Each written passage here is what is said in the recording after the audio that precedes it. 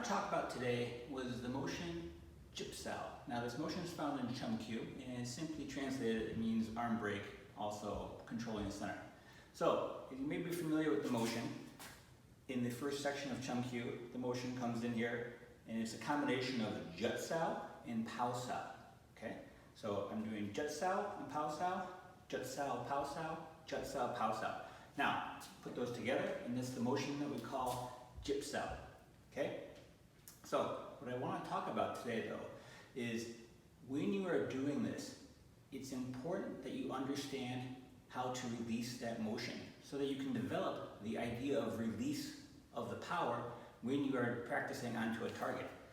Okay, so when I do this motion, the principle that I use is what I call driving the axe into the wood.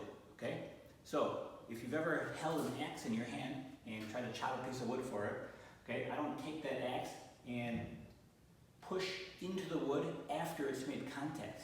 Okay, I just let the axe do the job. Right? I hold it up, I try to accelerate the axe and let the axe get buried into the wood. I don't try to continually push into the wood once the axe has done its job and buried and split that wood. It's the same idea when I'm doing this motion within Chum Kiu.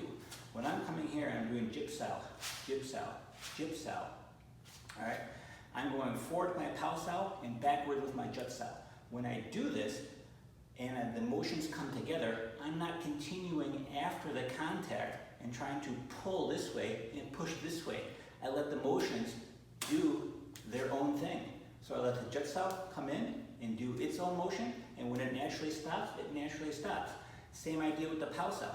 When it goes forward and it naturally stops upon contact, when meeting the Jip Sau, that's where it naturally stops.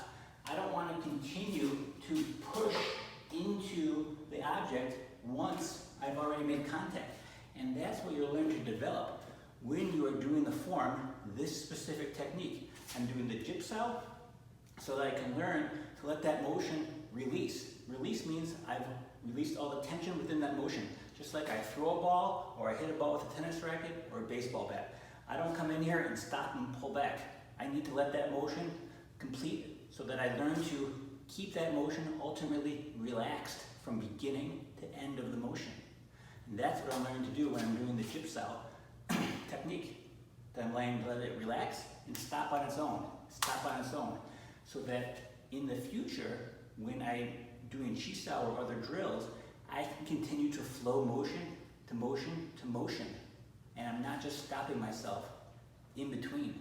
And I'm not over tensing it, which will again stop my own motion. All right, good luck.